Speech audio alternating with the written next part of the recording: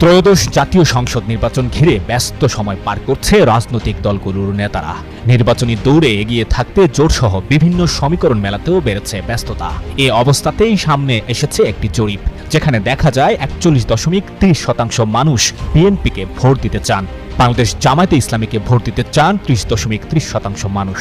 এমনই তথ্য উঠে আসে ইনোভেশন কনসাল্টিং নামে একটি বেসরকারি গবেষণা সংস্থার মাঠ পর্যায়ের সেপ্টেম্বর মাসের একটি জরিপে। আওয়ামী লীগের নির্বাচনে অংশগ্রহণ বিষয়ে জনমত বিভক্ত। দেশের 45.79% মানুষ মনে করেন সব দলকে অংশ নিতে হবে।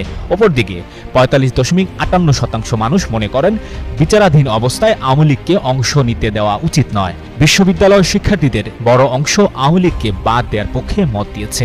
এতে আরও বলা হয়েছে, এবারের নির্বাচনে 65.5% মানুষ প্রার্থীর যোগ্যতা দেখে ভোট দিতে আগ্রহী, যেখানে মাত্র 14% মানুষ ভোট দেবেন দলীয় প্রতীক দেখে।